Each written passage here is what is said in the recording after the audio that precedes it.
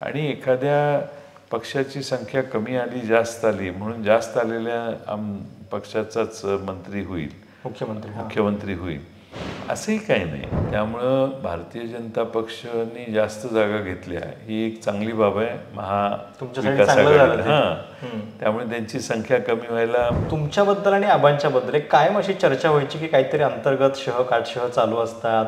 आमच्या दोघांच्यात एवढं चांगलं अंडरस्टँडिंग होतं की जिल्हा जवळपास आम्ही राष्ट्रवादीमय केला होता. मी अर्थमंत्री होतो, डॉक्टर पतंगराव कदम साहेब मंत्रिमंडळात असायचे, आबा असायचे. आम्ही तिघं ठरवून सांगली जिल्ह्याच्या हिताचे निर्णय व्हावेत म्हणून मंत्रिमंडळात चर्चा करायचो. आमचं ठरलेलं असायचं की कोणी काय बोलायचं आणि नंतर निष्कर्ष काय काढायचा तो काढायचं काम मी करायचो. महाराष्ट्राच्या विधानसभेची निवडणूक समजून घ्यायला आज थोडीशी खास मजा येणार आहे, कारण आज माझ्यासोबत जे नेते आहेत त्यांची स्वतःची राजकारणाकडे बघण्याची शैली खूप वेगळी आहे. राजकारणाच्या दबडग्यात कितीही असले तरी एकतर चेहऱ्यावरचं स्मितहास्य आणि बोलण्यातली नर्मविनोदी शैली त्यांची कायम असते. साहजिक आहे की राजकारणी म्हटल्यानंतर डावपेच चाली खेळाव्या लागतात, पण अशा आक्रमक चाली खेळल्यानंतर देखील बोलण्यातली शालीनता कायम ठेवण्याचं संतुलन फार कमी नेत्यांना जमतं. आणि त्यापैकीच एक आहेत महाराष्ट्राचे नेते, राष्ट्रवादी काँग्रेसचे प्रदेशाध्यक्ष जयंत पाटील. आणि ज्या पद्धतीच्या चाली ते खेळतात त्याला आता एक राजमान्यता सुद्धा करेक्ट कार्यक्रम या नावाने मिळालेली आहे. त्याच्या पाठीमागचा नेमका फॉर्म्युला काय आहे ते पण आपण त्यांना विचारणार आहोतच. पण एक सुरुवातीला एक खूप साधा सोपा प्रश्न की तिकीट वाटप झालेलं आहे, आता तुम्ही नेमकी पोझिशन काय बघताय? एक अशी चर्चा आहे की लोकसभा निवडणुकीनंतरचा जो एक टेम्पो होता तो महाविकास आघाडीने कुठेतरी गमावला आहे का, ज्या पद्धतीच्या चर्चा झाल्या तिकीट वाटपामध्ये, आणि तुम्ही स्वतः पण त्या सगळ्या तिकीट वाटपाच्या चर्चांमध्ये होतात. काय वाटतंय, खरंच टेम्पो गमावलाय महायुतीनं, महाविकास आघाडीनं? मला असं वाटत नाही, कारण लोकांचे प्रश्न लोकसभेच्या निवडणुकीच्या आधी जे होते तेच आज आहेत. लोकांना भारतीय जनता पक्ष आणि सत्तेत बसलेल्या लोकांच्या बद्दलची जी मानसिकता आहे ती काही बदललेली आहे असं मला वाटत नाही. त्याच्यामुळं सत्तेत बसणाऱ्या लोकांनी अनेक घोषणा केलेल्या आहेत आणि घोषणांचं जाहिरात फार झाल्यामुळं थोडासा लोकांना असं वाटतं की बाबा हेच समोर दिसत आहेत आणि महाविकास आघाडीची लोक दिसत नाहीत. त्यामुळे विजिबिलिटी त्यांची जास्त झाली, कारण सगळ्या महाराष्ट्रात जवळपास 1000 कोटी रुपये आणि आत्ता स्पेशली या योजनांच्या प्रचारासाठी 300 कोटी रुपये वर्तमानपत्र, टेलिव्हिजन सगळीकडे जाहिराती केल्या, मोठे मोठे इव्हेंट्स केले. त्यांची विजिबिलिटी वाढल्यामुळे लोकांना असं वाटते की अरे बापरे. पण ॲक्च्युली ज्यावेळी मताच्या पेटीपर्यंत हे सगळं जाणार आहे त्यावेळी त्याला झालेला, शेतकऱ्याला झालेला त्रास, शेतमजुराला झालेला त्रास, वाढलेली महागाई, बेरोजगारी, त्यांनी समस्या घरात निर्माण झाल्या, या सगळ्यात GSTचा वेगळा हे कांदा, सोयाबीन, कापूस, इतर पिकं आहेत त्यांचे पडलेले दर, शेतकऱ्याला झालेला तोटा, अवकाळी पावसाची नुकसान भरपाई न मिळणं, अशा अनेक गोष्टी आहेत की ज्या त्या शेतकऱ्याला, त्या सामान्य माणसाला आणि शहरात राहणाऱ्या मध्यमवर्गीयांना आणि आर्थिकदृष्ट्या कमकुवत घटकांना या सरकारच्या विरोधीच मतदान करायला लावतील असं मला विश्वास आहे. लोकसभा निवडणुकीच्या वेळी सर्वात चांगला स्ट्राईक रेट जर कुठल्या पक्षाचा असेल तर तो आपल्या पक्षाचा होता. विधानसभा निवडणुकीच्या वेळी साधारण तुम्ही काय स्थिती बघताय पक्षाची? साधारणपणे 87 जागा लढताय, तर काय स्ट्रॅटेजी असेल? कुठल्या भागांवरती जास्त लक्ष केंद्रित केले? कशी? आम्ही महाविकास आघाडीशी चर्चा करताना आम्हाला जिथं खात्री आहे अशाच ठिकाणच्या जागा मिळवण्याचा प्रयत्न केला. अशी कुठली जागा फारशी नाही की जिथं आम्हाला निवडणुकीत यश मिळण्याची शक्यता कमी वाटते, अशा जागा आम्ही सोडून दिल्या. त्यामुळं या 87 मधल्या एक 7-8 जागा आहेत की ज्या आम्हाला शंका आहे की आपण विजय होऊ शकतो की नाही. बाकी सर्व ठिकाणी आम्ही विजयासाठीच लढणार आहोत पूर्ण ताकदीनं. त्यामुळं आमची संख्या चांगली राहील असा मला विश्वास आहे, पण शिवसेना आणि काँग्रेसची संख्या चांगली राहील. ओके. तुमच्या आघाडीतले एक प्रमुख मित्रपक्ष असलेले शिवसेनेचे ठाकरे गटाचे अध्यक्ष उद्धव ठाकरे वारंवार मागणी करत होते की मुख्यमंत्री पदाचा चेहरा जो आहे तो दिला पाहिजे. ते म्हणत होते की कुणीही होऊ द्या पण एक मुख्यमंत्री पदाचा चेहरा दिला पाहिजे. का हा चेहरा दिला गेला नाही? कसं आहे की त्याची अशी एकत्रित बसून समोरासमोर चर्चाच झाली नाही. कारण आम्ही जागा वाटपाच्या मध्ये भरपूर काळ गेला आणि त्यामध्ये प्रत्येक पक्षाला आपले कार्यकर्ते, कसं आहे काँग्रेस आणि राष्ट्रवादी यांच्या जागा वाटप पूर्वी परंपरेनं होत होतं. हे अनेक 3-4 निवडणुका आम्ही लढत ठरलेले असायचे साधारण. शिवसेना उद्धव ठाकरे साहेबांचे जे आहे पक्ष आहे त्यांना जागा वाटप करताना काही गोष्टी तिथं ज्या त्यांचं जे प्राबल्य आहे तिथं त्यांना जागा देण्यात आल्या. मित्रपक्षांची अजूनही वाटप फायनल झालेलं नाही, पण ते होईल असा मला विश्वास आहे. या सगळ्या पार्श्वभूमीवर आमच्या महाराष्ट्रातल्या या महाविकास आघाडीला या मुख्य मुद्द्याबद्दल चर्चा करायला वेळ मिळाला नाही, नंबर 1. नंबर 2, महाराष्ट्रामध्ये जो चेहरा जाहीर करून इलेक्शन करणं ही प्रथा नाही आहे. कधीच पूर्वी अशा गोष्टी झालेल्या नाहीत. त्यामुळं त्याला आम्ही फार प्राधान्य दिलं नाही. आधी सत्तेत येणं गरजेचं आहे आणि एखाद्या पक्षाची संख्या कमी आली जास्त आली म्हणून जास्त आलेल्या पक्षाचाच मंत्री होईल, मुख्यमंत्री होईल असंही काही नाही. शेवटी हा फॉर्म्युला असेलच असं पण नाही. असंही नाही. शेवटी आम्ही सगळे या महाविकास आघाडीतले सगळे लोक, विशेषतः उद्धव ठाकरेजी, शरद पवार साहेब, बाळासाहेब थोरात, नाना पटोले, हे सामंजस्याने आम्ही सगळे त्यावेळी निर्णय घेऊ. त्यात मला काही अडचण वाटत नाही. ओके. पण मुख्यमंत्री पदाचा चेहरा द्यावा हा आग्रह एवढा त्यांनी मग जाहीरपणे का धरला असावा? काय त्याच्यामध्ये? त्यावेळी त्यांची अपेक्षा अशी होती की हा चेहरा ठरवू, त्याप्रमाणे मग पुढं हे होईल. कारण त्यात मग एकमेकाला पराभूत करण्याचं वातावरण राहू नये. पण संख्या किती असली तरी कमी जास्त संख्या असली यापेक्षा ॲबिलिटी टू लीड याला जास्त प्राधान्य दिलं तर मला वाटत नाही की काय प्रश्न येईल तयार. आणि आम्ही उद्धव ठाकरेंच्या नेतृत्वाखाली ऑलरेडी काम केलेलंच आहे. हो.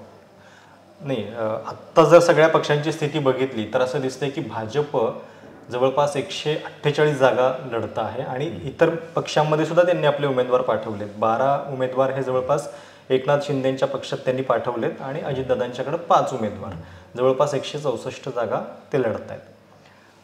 म्हणजे निकालानंतर सर्वात मोठा पक्ष आमचाच असेल असा दावा सुद्धा भाजपकडून होताना दिसतो. तुम्हाला असं वाटतंय की तशी परिस्थिती राहील? भारतीय जनता पक्षाची लोकप्रियता महाराष्ट्रात बरीच कमी झालेली आहे. ती जर मोठी असती तर त्यांची अवस्था लोकसभेला एवढी कमी आली नसती. त्यामुळं भारतीय जनता पक्षाने जास्त जागा घेतल्या ही एक चांगली बाब आहे महाविकास आघाडीला. त्यामुळे त्यांची संख्या कमी व्हायला महाराष्ट्रातली लोक भाजपला मतं देण्यासाठी उत्सुक आहे असं मला वाटत नाही. त्यामुळं ती मर्यादितच संख्या येईल असं मला वाटतंय. राजकीय निवडणूक म्हटलं की अनेकदा त्याला एक महाभारत म्हणून संबोधलं जातं. माध्यमांमध्ये सुद्धा ती एक संकल्पना खूप वापरली जाते. पण खरोखरच यावेळीची निवडणूक जी आहे ती महाभारतासारखीच आहे असं म्हणायला हरकत नाही. कारण अनेक नातेसंबंध, आपल्याच घरातली माणसं एकमेकांच्या विरोधात आहेत. जे इतके वर्षांचे सहकारी होते त्यांच्या विरोधात तुम्हाला लढावं लागतंय.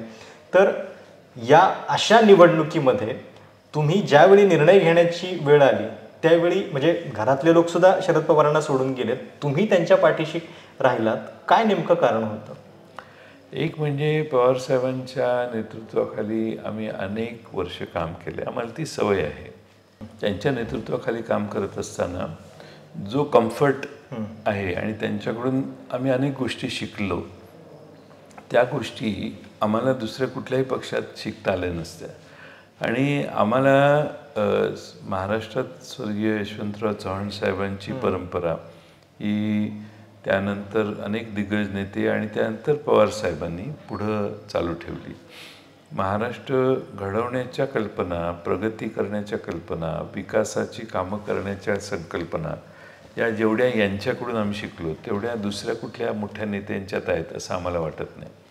आणि म्हणून त्यांना सोडायचं नाही ही आमची सुरुवातीपासून भूमिका होती. पण तुम्ही इतक्या ठामपणे हा निर्णय घेतल्यानंतर सुद्धा कायम तुमच्याबद्दल एक असं संशयाचं वातावरण निर्माण केलं जातं. म्हणजे काही दिवसांपूर्वी लोकसभा निवडणुकीच्या निकालावेळी अशी जाहीर विधानं झाली होती की 4 जून नंतर जयंत पाटील हे तुम्हाला इकडे दिसतील, काँग्रेसमध्ये दिसतील वगैरे अशी पण विधानं झाली.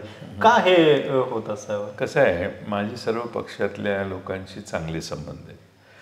आता अलीकडे एखाद्या विरोधी पक्षातल्या माणसाला मिठी मारली, त्याच्याशी गोड बोललं, त्याच्या खांद्यावर हात टाकला तर लगेच लोक तो माणूस इकडे जाणार तिकडे जाणार असे हे विधानं करायला लागतात, मतं तयार करतात. तसं कधी नसतं. शेवटी व्यक्तिगत जिव्हाळा, व्यक्तिगत संबंध हे वेगळे आणि राजकारण हे मुद्द्यांचं असतं, तत्वांचं असावं अशी माझी भूमिका आहे. त्यामुळे संबंध तर माझे सर्वच पक्षांच्या बरोबर आहेत. कम्युनिस्ट पक्षातल्याही मान्यवरांचे माझे चांगले संबंध आहेत. त्यामुळं पवारसाहेबांनी राज्यस्तरावर काम करायला संधी दिली. मी विधानसभेत आज 35 वर्ष काम करतोय. त्याचा लोकांशी संबंधही माझा भरपूर आहे वेगवेगळ्या पक्षातल्या. त्याच्यामुळं वेगळे लोक असा अर्थ काढत असतात. पण मी लोकसभेच्या निवडणुकीच्या आधीच सांगायचो की आमच्या 7 जागा येतील. 8 आल्या. ती मला खात्री होती. यावेळी आकडा काय आहे तुमचा? आकडा अजून थोड्या दिवसांनी सांगतो. पण आता जेवढे होते त्याच्यापेक्षा जास्त असतील म्हणजे नक्की नक्की नक्की एकत्रित राष्ट्रवादी. नक्की नक्की नक्की. आता आपण ज्यावेळी बोलतोय तेव्हा निवडणुकीचा प्रचार सुरू होऊन अगदी 2-3 दिवसच झालेत. ते सगळे अर्ज भरण्याची प्रक्रिया सुरू होऊन आणि तुमचे जुने सहकारी अजित पवारांची 2 विधानं, एक बारामतीमध्ये आणि नंतर त्यांनी एक तासगावमध्ये केलं. बारामतीमध्ये त्यांनी घर फोडल्याचा आरोप स्वतः शरद पवारांच्यावरती केला आणि तासगावमध्ये तर आरारावांच्याबद्दल एक विधान केलं की त्यांनीच केसाने गळा कापला वगैरे. तुम्ही इतकी वर्ष काम केलं अजितदादांच्या सोबत, तुम्हाला हे अजितदादा नवे आहेत की असेच आहेत? असं आहे, मला फार वाईट वाटतं की 25-30 वर्ष 40 वर्ष एखाद्याबरोबर काम केल्यावर आणि त्याचा मृत्यू झालेला आहे, ते आज उत्तर द्यायला हजर नाहीत. त्यावेळी त्या जुन्या खपल्या काढणं हे योग्य नाही. आपल्यामध्ये महाराष्ट्रात तशी संस्कृती कधी नाही आहे. जे दिवंगत झालेले नेते असतात, सहकारी असतात, त्यांच्याबद्दल नेहमी समाजाची भावना चांगली असते. ते आपणही चांगलीच भावना व्यक्त करायची असते. त्याबद्दल विधानं करणं हे महाराष्ट्रातल्या मनाला मराठी माणसांना आवडेल असं मला वाटत नाही. त्यात आरारावांचं नावलौकिक चांगला होता. गृहमंत्री म्हणून त्यांनी डान्स बारबंदीपासून अनेक चांगल्या योजना राबवल्या. त्यामुळे लोकांना आवडणारं एक व्यक्तिमत्व होतं. त्यांच्याबद्दल असे उद्गार काढणं हे शेवटी खाजगीत बरेच इश्यूज असतात, पण ते सगळ्या गोष्टी जाहीरपणाने बोलल्या पाहिजेत असं नसतं. नंबर 1. दुसरं म्हणजे प्रश्न घर फोडल्याचा असेल तर मग सुप्रियाताईंच्या विरोधात त्यांनी घरातली व्यक्ती उभी करायला नाही पाहिजे होती. सुप्रियाताई ऑलरेडी तिथं खासदार होत्या. त्यामुळं घर फोडण्याचा सुरुवात कोणी केली याचाही अभ्यास करावा लागेल. सुप्रियाताई उभ्या आहेत, आपली बहीण उभी आहे, तर दुसऱ्या कोणातरी बाहेरच्या व्यक्तीला तिथं निवडणुकीला उभा करायला पाहिजे होतं. पण अलीकडे त्यांचे निर्णय हे भाजपची त्यांच्या डोक्यावरच्या टांगती तलवार आणि त्यांचा एक कन्सल्टंट आहे, तो सांगतो तशी सभेत बोलतात, सभेत वागतात, सभेत भावना ज्या व्यक्त करतात त्याही तो कन्सल्टंट सांगतो तशाच असाव्यात अशी आमची सगळ्यांची शंका आहे. बारामतीमध्ये त्यांच्या विरोधात तुम्ही त्यांचे पुतणे युगेंद्र पवार यांना उमेदवारी दिली. हा अजित पवारांना बारामतीमध्येच अडकवण्याचा प्रयत्न आहे? नाही, शेवटी असं आहे की आमचा पक्ष तिथं निवडणूक लढवतोय. तर निवडणूक लढवत असताना पवार कुटुंबियांनी बसून जे उमेदवारी ठरवली ती आम्ही पक्षाने जाहीर केली. तो त्यांनी अंतर्गत बसून निर्णय केला असेल.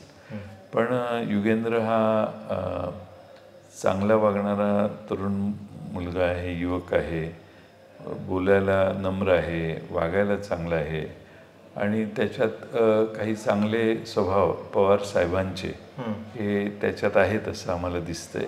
कारण शेवटी शरद पवार साहेबांनी महाराष्ट्रात माणसं जोडली, ती गोड बोलून जोडली. शेवटी राजकारणात माणसं मित्र जमवायचे असतात, ते गोड बोलून जमवायचे असतात. काहींना मित्रच नाहीत हा प्रॉब्लेम आहे, पण माणसं जोडायची असतात आणि ती जोडत असताना हाय हँडेडनेस किंवा ॲरोगन्स हा चालत नाही अलीकडं. त्यामुळे यशवंतराव चव्हाणांच्यापासून शरद पवार साहेबांच्यापर्यंत आणि खास करून शरद पवार साहेबांनी महाराष्ट्रात जी माणसं गोळा केली ती त्यांच्या स्वभावामुळे एकत्रित आली. आज कुठल्याही पवार साहेबांच्यावर विश्वास असणाऱ्या, श्रद्धा असणाऱ्या आणि दुसऱ्या पक्षात असणाऱ्या कुणालाही विचारा, त्याला पवार साहेबांचं व्यक्तिमत्व लोभस वाटतं आणि पवार साहेबांच्या नेतृत्वाखाली आपण काम करावं अशी भावना बऱ्याच जणांची असते.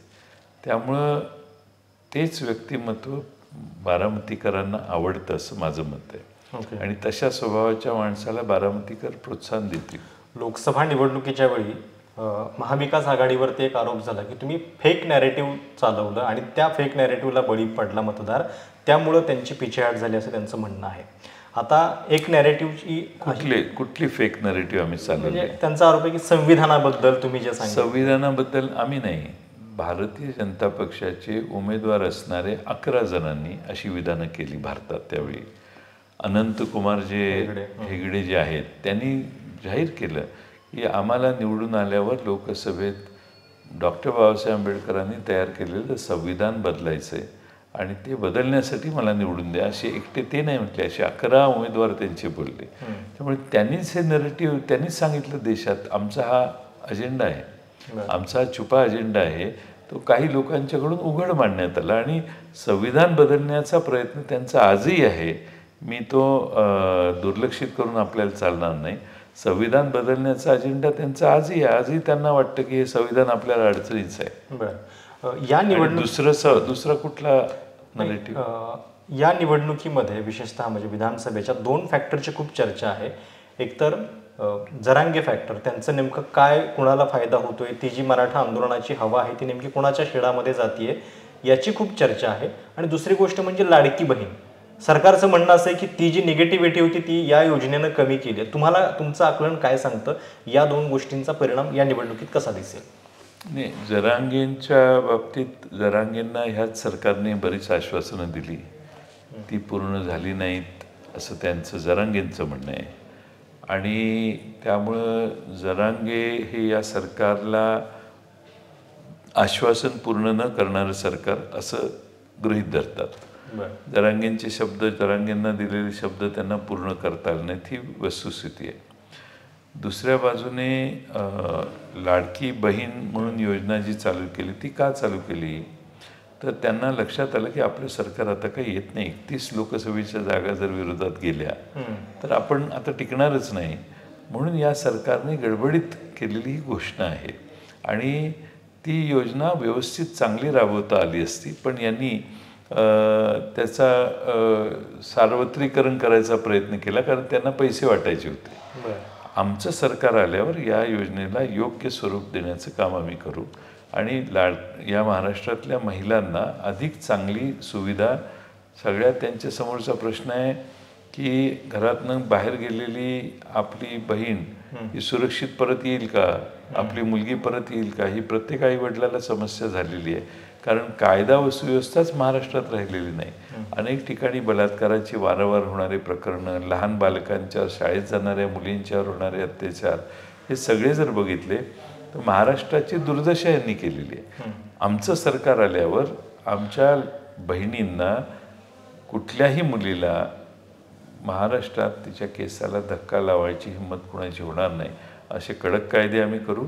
आणि त्याचबरोबर पोलिसांच्या कार्यक्षमतेत देखील त्या पद्धतीनं महिलांच्या अगेन्स्ट जे गुन्हे येतील किंवा तक्रारी येतील, महिलांच्या अत्याचाराचे तक्रारी येतील आणि महिलांच्या तक्रारी येतील, त्याला प्राधान्याने स्वीकारण्याची एक नवी व्यवस्था आम्ही करू, जेणेकरून महाराष्ट्रातल्या महिलांना हा आत्मविश्वास येईल की माझ्याकडे कुणीही वाकड्या डोळ्याने बघायची हिंमत करणार नाही.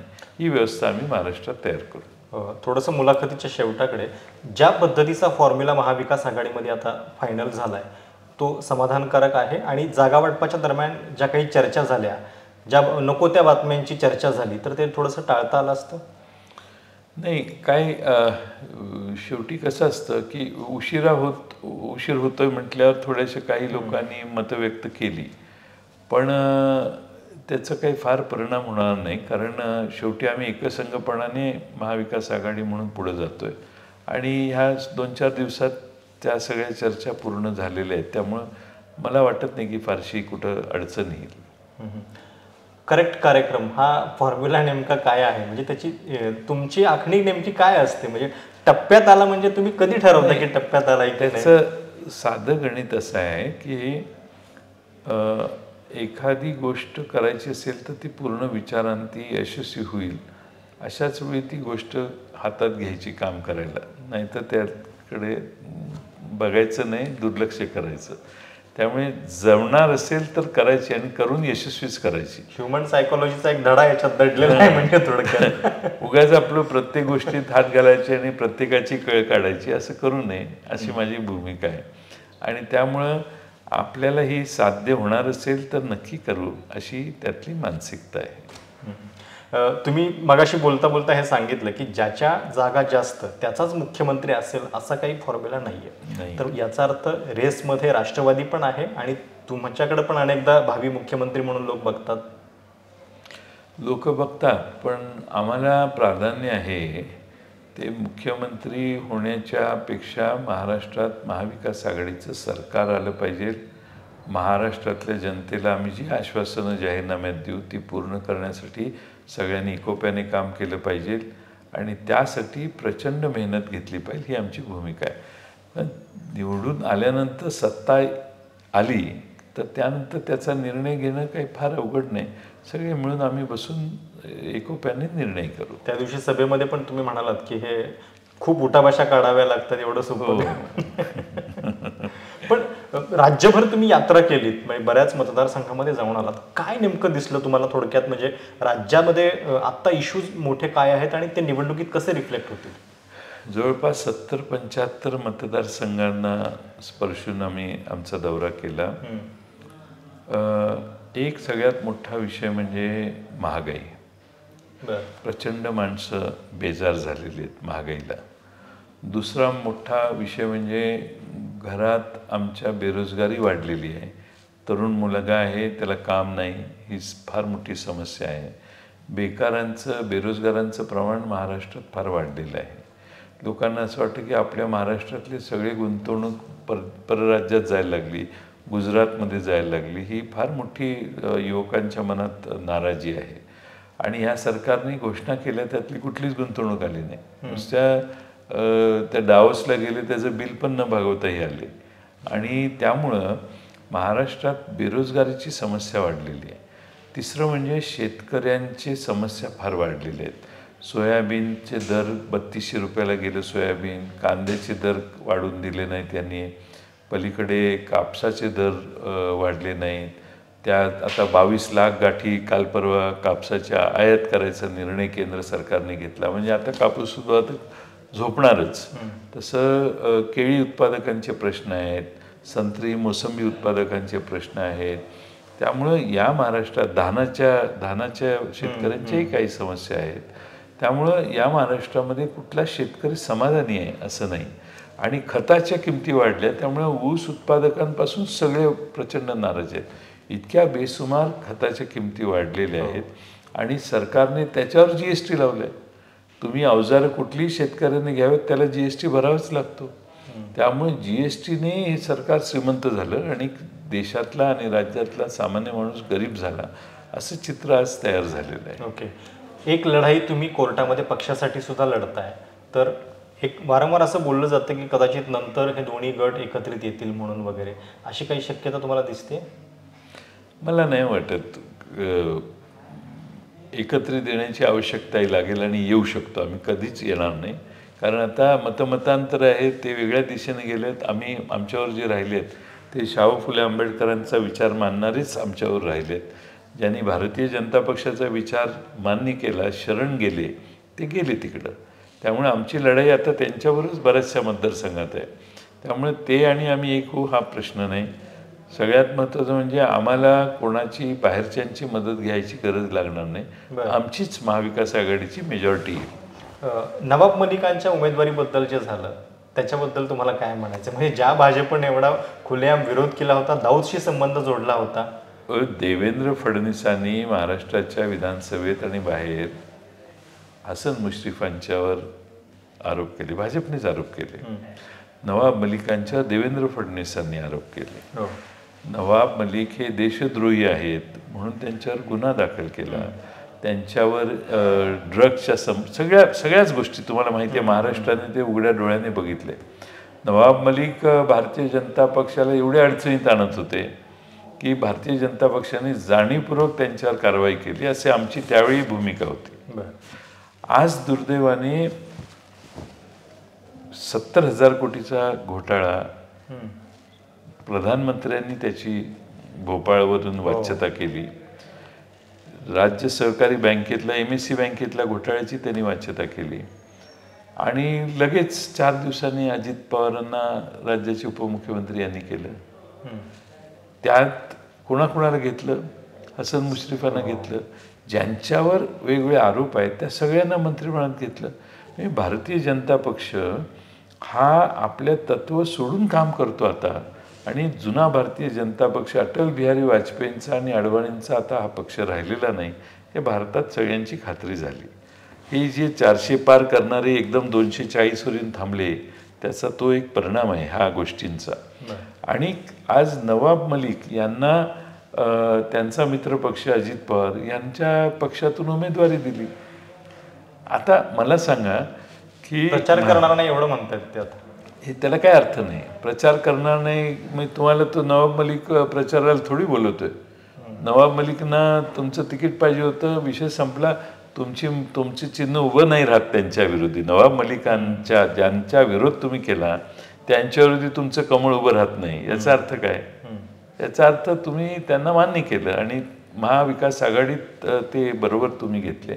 याचा भाजपला नक्की फटका बसेल आणि या सगळ्या गोष्टी आम्ही जनतेसमोर मांडू की भारतीय जनता पक्ष लोकांना ब्लॅकमेल करते, त्यांना घाबरवतं, त्यांना परत घेतं, त्यांना महाराष्ट्राच्या मंत्रिमंडळात घेतं, त्यांना पॅनल म्हणजे त्यांच्या उमेदवाऱ्या देतं आणि महाराष्ट्राची फसवणूक करून यांच्यावर आधी आरोप करा. गाडीभर पुरावे इरिगेशनच्या स्कॅमचे दिले तुम्ही आणि त्याची फाईल आली आणि त्या RR पाटील साहेबांनी सही केली.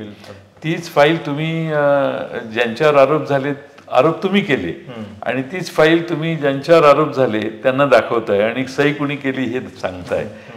कशात बसते हे? याच्यात स्वभाव कसा आहे हे कळतं आणि हे फार धक्कादायक चित्र आहे महाराष्ट्राला कळलेलं.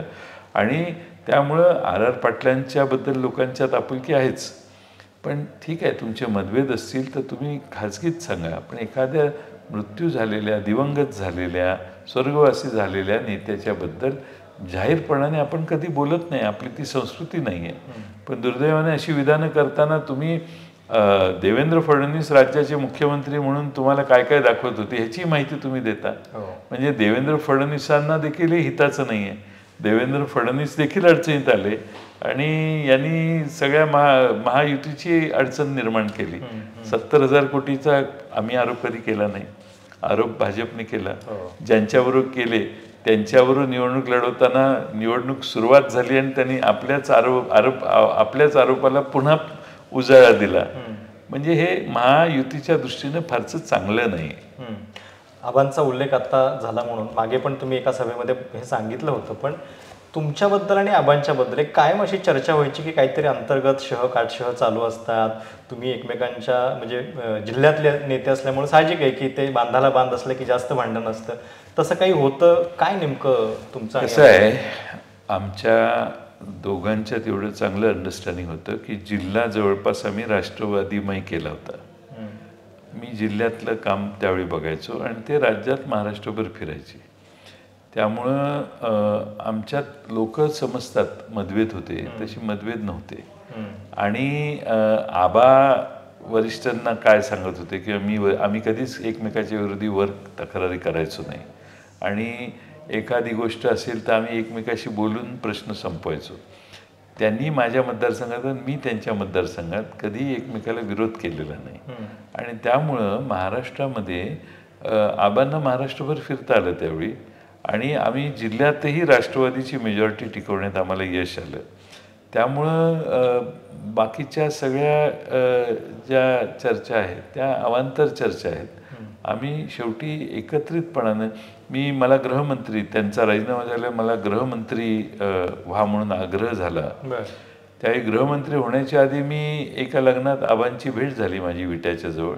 त्यावेळी मी त्यांना विचारलं की तुमच्या जागी मला गृहमंत्री व्हा म्हणून आग्रह करतायत, काय करूया आपण? तर ते म्हटले नाही तुम्ही व्हा, पण एक अडचण आहे. म्हटलं काय? तुम्हाला ब्लड प्रेशर आहे का? तर मी म्हटलं नाही. तुम्हाला डायबिटीस आहे का? नाही. मग ते म्हटले हे दोन्ही गोष्टी होतील तुम्ही गृहमंत्री झालं तर, आणि त्यातलं ब्लड प्रेशर मला झालं. प्रेमाचा सल्ला दिला होता.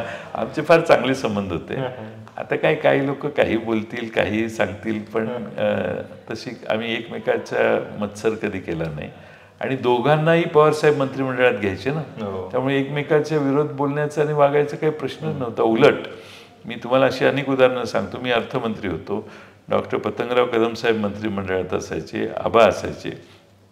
आम्ही तिघं ठरवून सांगली जिल्ह्याच्या हिताचे निर्णय व्हावेत म्हणून मंत्रिमंडळात चर्चा करायचो. आणि आमचं ठरलेलं असायचं की कोणी काय बोलायचं आणि नंतर निष्कर्ष काय काढायचा तो काढायचा काम मी करायचो, कारण मी अर्थमंत्री होतो. असे बरेच कामं एकत्रित आम्ही केली आहेत. त्यामुळे मला नाही वाटत तसं काही होतं. आणि आज ह्या 9 वर्ष मला वाटतं आबा जाऊन झाले. इतक्या उशिरा असं बोलणं हे मला वाटत नाही योग्य आहे. आता इथं आल्यावर आर आबांच्या इथंच आमच्या कार्यक्रमात अजितदादांनी आर आबांना सांगितलं तुम्ही तंबाखू खात जाऊ नका. हे योग्य सल्ला होता तेव्हा ते. पण तो जाहीर सल्ला झाला आणि तो इतक्या मोठ्या सभेत झाला. इथं बरीच हजारो माणसं होती. मी दुसऱ्या दिवशी मुंबईला गेलो, आबांच्या घरी जाऊन सांगितलं त्यांना, आबांना, की दादा बोलले ते योग्य बोलले, कारण त्यांचा सल्ला चांगला आहे, पण त्यांनी जाहीर बोलायला नको पाहिजे होतं, आणि ते माझ्या व्यासपीठावर बोलले म्हणून मी तुमची माफी मागतो म्हणून. मी स्वतः जाऊन सांगितले आबांना. तो किस्सा पण खूप गाजला होता तेव्हा. नाही, त्यांचा सल्ला योग्य होता. बरोबर. मी ते चुकीचा सल्ला होता हे सांगणं पण कर्तव्य. कदाचित दादा त्यांना खाजगी ती सांगत असतील पूर्वी, बरोबर, पण त्यांना ती सवय होती आणि त्याची जबरदस्त किंमत मोजावी लागली. पण ते जाहीर सभेत बोलल्यामुळं काय झालं, एकदम सभेचा नूरच पलटला आणि एकदम गंभीर झाले सगळी लोक, कारण आमच्या भागातलीच लोक होती सगळी. तर महाराष्ट्राला ज्या सिक्रेटबद्दल जाणून घ्यायची उत्सुकता होती ते सिक्रेट त्यांनी जाता जाता सांगितलं आहे. आबांचे आणि त्यांचे संबंध नेमके कसे होते, काय होते, आणि एकूणच या निवडणुकीतले जे मुद्दे आहेत त्या मुद्द्यांचा कसा परिणाम निकालावरती होऊ शकतो, महाविकास आघाडीचं जे जागा वाटप झालं आहे त्याच्यामध्ये राष्ट्रवादीची स्थान नेमकं काय असेल, आणि एकूणच अजित पवारांच्या सगळ्या आणि पक्षाच्या सगळ्या भूमिकांबद्दल सुद्धा ते रोखठोकपणे बोललेले आहेत. ही मुलाखत तुम्हाला कशी वाटली आवर्जून कळवा. धन्यवाद. नमस्कार.